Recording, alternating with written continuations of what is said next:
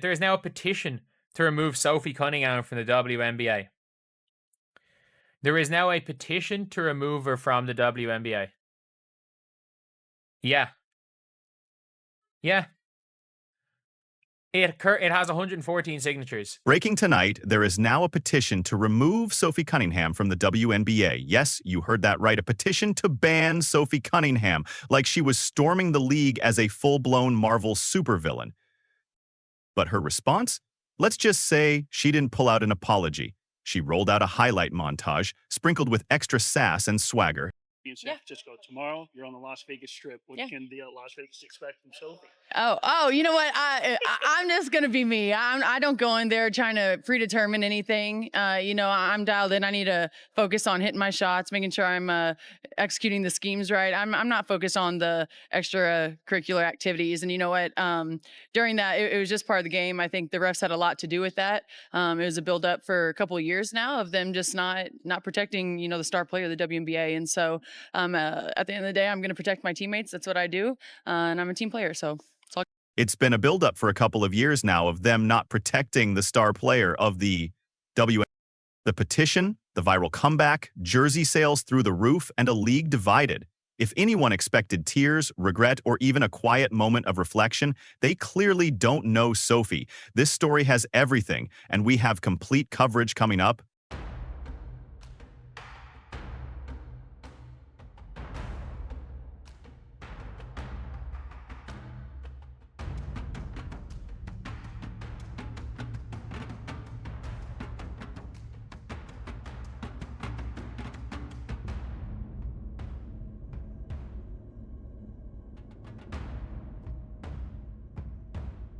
In a story that has completely taken over WNBA social media, Indiana Fever guard Sophie Cunningham has gone from relatively unknown role player to the league's most controversial figure, and arguably its hottest commodity, all in the span of 1 week. Mabrey.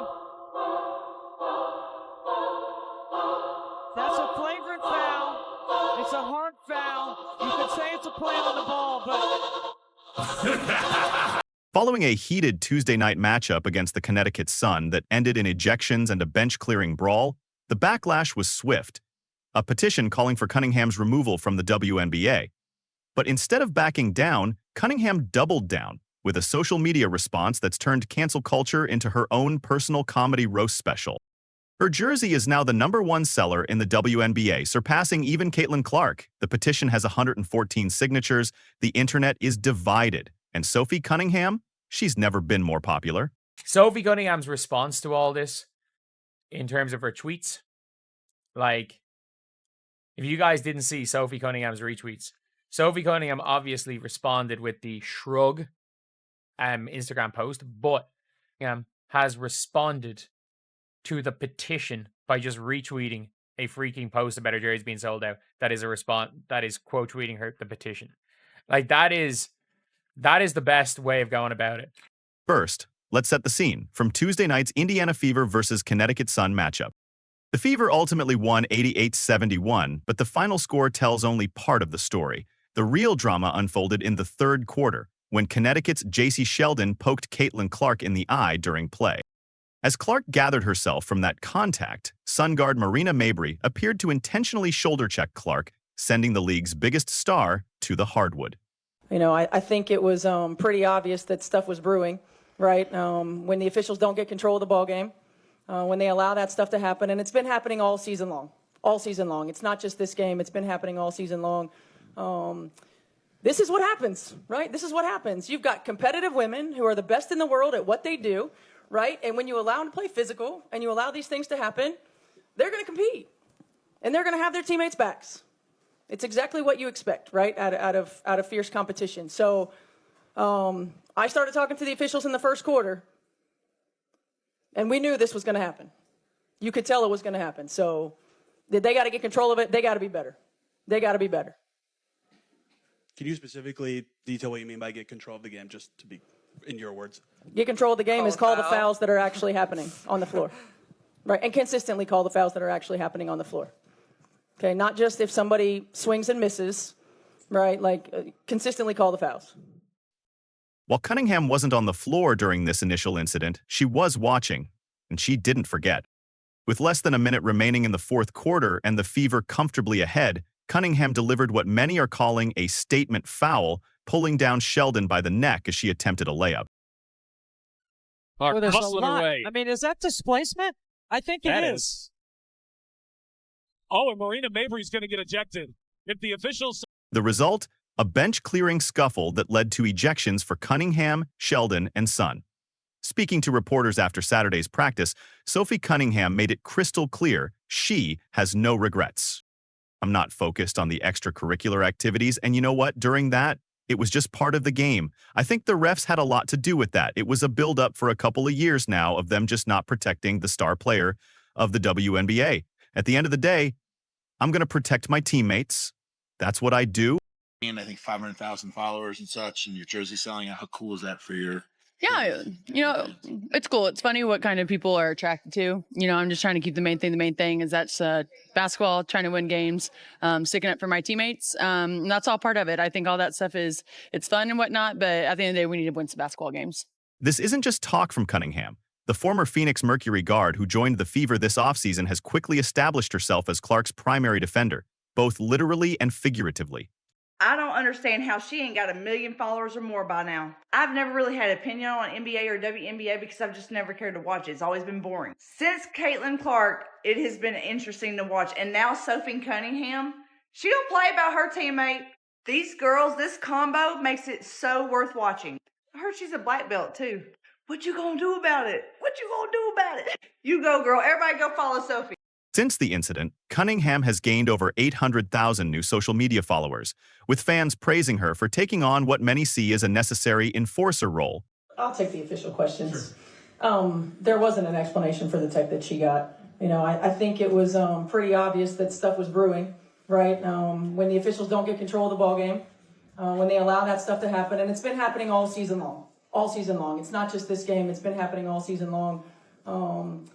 This is what happens, right? This is what happens. You've got competitive women who are the best in the world at what they do, right? And when you allow them to play physical and you allow these things to happen, they're going to compete. And they're going to have their teammates' backs. It's exactly what you expect, right? Out of fierce competition. So I started talking to the officials in the first quarter, and we knew this was going to happen. You could tell it was going to happen. So they got to get control of it. They got to be better. They got to be better. Cunningham isn't alone in her criticism. Indiana Fever head coach Stephanie White has been equally vocal about the officiating issues. When the officials don't get control of the ball game, when they allow that stuff to happen, and it's been happening all season long, they're going to compete and they're going to have their teammates back. White, who has extensive experience both as a player and coach in the WNBA, didn't mince words after Tuesday's game, saying she saw the confrontation coming from the first quarter. You could tell it was going to happen. So they got to get control of it. They got to be better. You as a coach and as a player, you're going to play as physical as you're allowed to play. That's the reality of competition, right? Like you're positioning yourself to win. As a coach of whichever team, I am always going to fight for my players, right? Like I am always going to have my players back.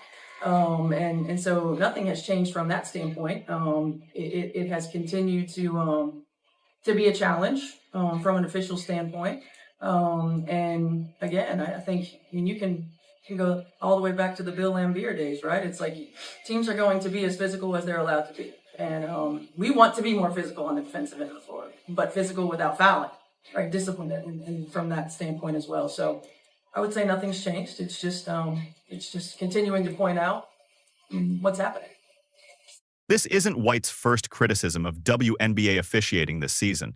After a loss to the New York Liberty last month, she blasted officials for what she called a pretty egregious discrepancy in free throws. To understand why this incident has struck such a nerve, we need to look at the broader context of how Caitlin Clark has been treated since entering the WNBA. Clark's rookie year in 2024 was marked by several controversial incidents where she was roughed up by opposing players, often without appropriate foul calls from referees. The most recent example came just last month in a game against the New York Liberty. With the Fever down by 2 points on the final play, Clark took contact from New York's Natasha Cloud. No foul was called, despite replay showing Cloud pushing her shoulder into Clark's at the crucial moment. A foul call would have sent Clark to the free throw line with a chance to tie or win the game. Instead, the game ended with Clark throwing her hands up in confusion. 61-60, Clark stepping back, travel! Tiffany Hayes putting on the pressure to make...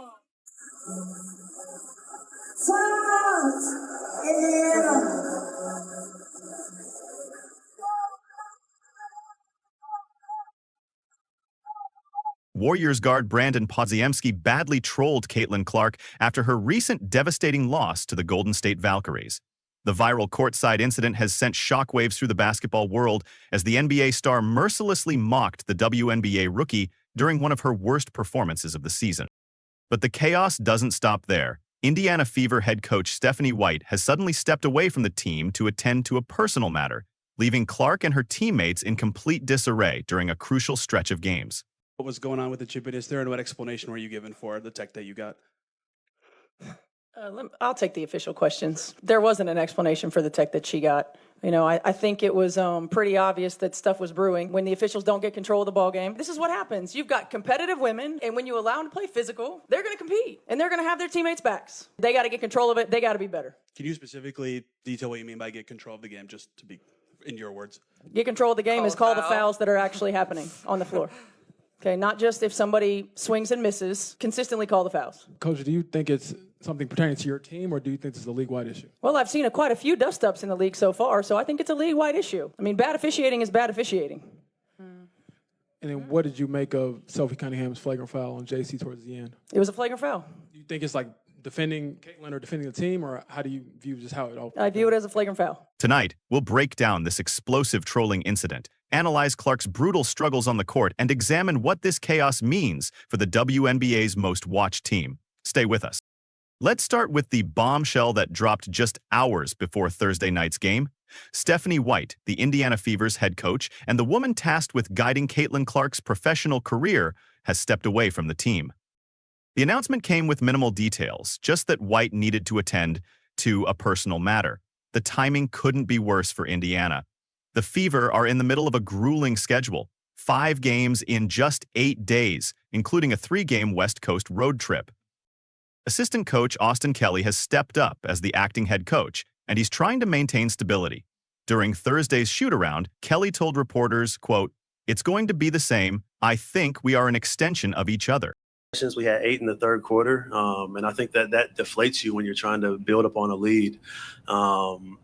You know, we talked about this team is tough as nails, all right, and they never quit playing. It's in the film. We didn't do a great job of playing personnel, all right, and taking care of first things first at the point of attack. Yeah, but I agree with her in that statement. You know, we didn't bring it for whatever reason out of the locker room. But here's the reality check. White was instrumental in the Fever's improved start this season. Under her leadership, they're 6-5, a massive improvement from last year when they didn't reach double 500 until their 33rd game. The sudden nature of this departure raises serious questions. In professional sports, when a coach steps away this abruptly during a critical stretch, it's rarely for routine reasons. We can only hope whatever White is dealing with isn't too serious. For now, Kelly and the Fever must navigate this uncertainty while trying to build on their early season momentum. Now let's talk about what happened on the court. And it wasn't pretty for Caitlin Clark and the Fever. Here in Valhalla. And how could you not? Veronica Burton being huge in the mid-range with the handles, making Lexi Holt think twice. Go left, go right. I'm going to take this one right here.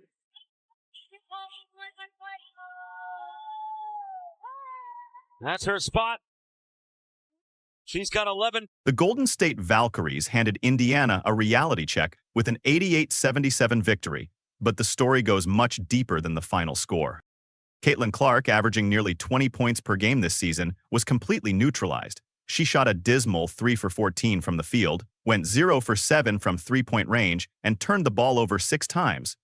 For a player who typically shoots from the logo with confidence, being held without a single three-pointer was shocking. Valkyries coach Natalie Nikasi had a clear game plan, and it worked to perfection. She told reporters after the game, "We were being disruptive. We know she doesn't like physicality, and we know she wants to get back to that left step back." Golden State trapped Clark constantly, pushed her off screens, and rarely gave her clean looks. Nikasi explained their strategy. She shoots from the logo, so you can't pick her up at a logo. That's a super comfortable shot. It's almost like a layup to her. The Fever actually led at halftime, but everything fell apart in the fourth quarter. Golden State outscored them 33-18 in the final period, turning a competitive game into a statement win. Clark finished with just 11 points, 5 from free throws, and 9 assists, but her frustration was visible throughout the game. This was only the second time in her professional career she's been held without a three-pointer. But perhaps the most viral moment of the night had nothing to do with the final score. It involved Golden State Warriors guard Brandon Podziemski, who was sitting courtside. Picture this. Caitlin Clark attempts a step-back three-pointer, takes too many steps, gets called for traveling, the crowd erupts, and there's Podziemski, dressed head-to-toe in Valkyrie's gear, mockingly following Clark down the court from his front-row seat. The moment went viral instantly. Clark's puzzled smile to the officials, Podziemski's theatrical reaction. It was pure basketball theater. This incident highlights something bigger happening in the WNBA. The league's rise in popularity, largely thanks to Clark's arrival, is attracting attention from across the basketball world. NBA players are showing up to games, engaging with the product, and yes, sometimes trolling the stars. For context, Podziemski isn't just some random fan. He's a second-year NBA pro who averaged 11.7 points for the Warriors this season and made the All-Rookie team in 2024. His presence courtside and his animated reactions show how the WNBA has captured the broader basketball community's attention. But for Clark, being trolled by an NBA player probably felt like adding insult to injury on an already difficult night. This latest drama is just the newest chapter in what's been a controversial stretch for the WNBA, particularly involving Caitlin Clark. Just days earlier, the league was dealing with on-court altercations during the Fever's game against the Connecticut Sun. Clark was involved in a scuffle that resulted in multiple ejections and fines. The incident started when Sun guard Jacy Sheldon made contact with Clark's face. Talking to the official. They're both going at it saying, hey, there's a little extra right there. Uh-oh. And Marina steps in. Clark, frustrated, shoved back. But then Sun forward Marina Mabrey jumped in and pushed Clark to the ground, sparking a wider confrontation. Initially, Mabrey only received a technical foul, which confused broadcasters and fans. However, the league later upgraded it to a flagrant 2, meaning had it been called correctly during the game, Mabrey would have been ejected. You can see Sheldon and Clark at the top of your screen. Whoa, what do we got going on here? Oh, there's a little extra right there. Sheldon all over Clark, and they get into it a bit here. Caitlin Clark hits the deck. It is getting spicy in Indiana. And Marina Mabrey's going to get ejected. Marina Mabrey kind of blindsided Clark there. Oh, boy. Sheldon and Cunningham are getting into it. These two teams do not like each other. That's what this is right here, getting even. There was another incident in the same game involving Fever guard Sophie Cunningham, who was ejected for a flagrant 2 foul and later received an additional fine from the league. These incidents raise questions about how opposing teams are treating Clark. Is this just competitive basketball? Or is there something more targeted happening? The physical play and confrontations seem to follow her wherever she goes. Despite all the drama, the Fever won that game 88-71 and clinched a spot in the Commissioner's Cup championship game. Third quarter we go. They're trailing by 10. Keep an eye on her and Jacy Sheldon. Clark trying to back her down. Clark is okay. Sheldon, that was Clark, hitting her in the face. Clark is upset about that. Then everybody's upset about that. Marina Mabrey comes in. She decks Clark, tempers flaring on both sides. So, where do the Indiana Fever go from here? The immediate challenge is clear. They need to regroup quickly. With Coach Stephanie White away indefinitely, interim coach Austin Kelly must keep this team focused during a brutal travel schedule. Their next test comes Sunday against the Las Vegas Aces, a nationally televised game on ESPN. The Aces are perennial championship contenders, and facing them without their head coach and after a demoralizing loss will be a true test of character. For Caitlin Clark specifically, Thursday night might actually be beneficial in the long run. Every great player faces adversity, and how they respond defines their career trajectory. Clark has shown resilience throughout her basketball journey, from Iowa to the WNBA, and this is just another challenge to overcome. The league office has to be watching these developments closely. Clark is the WNBA's biggest draw, bringing unprecedented attention and viewership. When she struggles or faces controversy, it affects the entire league's narrative. One positive from Thursday: Aaliyah Boston had an excellent game with a double-double, showing the Fever have other weapons. And veteran Natasha Howard reached 4,000 career points, milestones that might have gotten more attention on a different night. The Fever sit at 6-6, still in a much better position than last season's struggles. The WNBA continues to captivate audiences, but not always for the reasons the league might prefer. Between coaching changes, on-court controversies, and viral trolling incidents,